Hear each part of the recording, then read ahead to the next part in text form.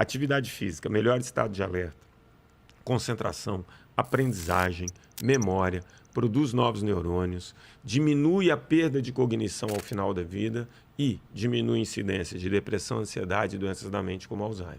Então, isso você tem o efeito e a explicação para isso. Por que a atividade física,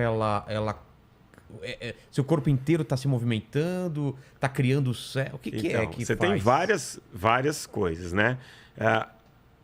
Para começar do começo, na origem da espécie, nunca sobreviveu um ser humano que não fosse apto ao movimento. Exatamente. Então, se você pega os últimos 350 mil anos da história, quando a gente tem a nossa raça ali, se você não se locomovesse muito, lutasse... Primeiro a gente era nômade, coletor e caçador. Você precisava do movimento. Isso só começa a mudar depois de 1950, 1960.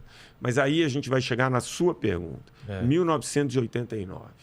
O Brasil tinha só 13,9% da população acima do peso. Tá? E tinha menos de 2% da população em academia. Eu lembro quando era criança, a academia era uma coisa assim que... Raríssimo. Era só aqueles... Marombado, que era peso de ferro, aquelas coisas bem... Hoje, você tem quase 8% da população em academia. E você tem 66% da população acima do peso. Olha a escalada que foi de... E é normal as pessoas quererem relacionar isso à alimentação. Mas não é... A alimentação é um pequeno fator aí. Sem querer desmerecer a alimentação. Mas até final da década de 80, um brasileiro dava em média 10 mil passos por dia. Se você pegar o seu relógio ou medir, um brasileiro hoje, em média, os estudos mostram que ele dá 2.400 passos por dia. Quando você vê a quantidade de calorias de 10 mil passos, 2.400 passos, a gente está falando que um cara está deixando de gastar 400 calorias todos os dias. Então eu faço um desafio com quem... E não necessariamente ingerindo menos alimento para compensar isso. Não está ingerindo menos. Eventualmente está até um pouquinho mais. Então, quando uma pessoa fala... atividade física não resolve. Eu falei, não resolve. Então faz o seguinte, me faz 90 dias, escolhe o seu jeito, você vai gastar 400 calorias por dia. Invariavelmente, essa pessoa primeiro muda a composição corporal e emagrece, ponto. Então, até por isso, todo o nosso corpo depende do movimento para funcionar bem. Então, você não vai encontrar nenhum médico, do pediatra ao geriatra, passando por um oncologista, eu sou membro do Conselho do ICESP, Instituto do Câncer do Estado de São Paulo, passando por cardiologista, endócrino, todos eles vão indicar atividade física. Por uma questão de sobrevivência, de adaptação ao meio ambiente, todos os nossos órgãos respondem melhor ao movimento. Então, quando você fala da atividade física em relação ao cérebro, você pode falar liberação de uma série de neurotransmissores que são responsáveis pela sensação do bem-estar. E uma coisa está ligada à outra.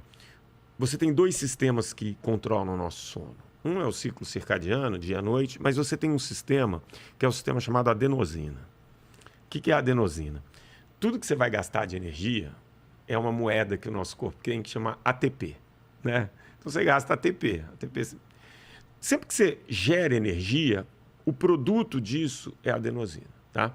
Então quanto mais adenosina você tem, mais sono, mais cansado você fica. Então pensar gasta energia. Bom, nosso cérebro gasta 20% da energia que a gente gasta ao longo do dia. Coração bater, enfim, tudo isso gasta energia. Então, se você faz atividade física, você tem muito mais adenosina, você tem um sono reparador melhor. O sono, ele é o pilar de tudo. Sem sono, você não tem estilo de vida.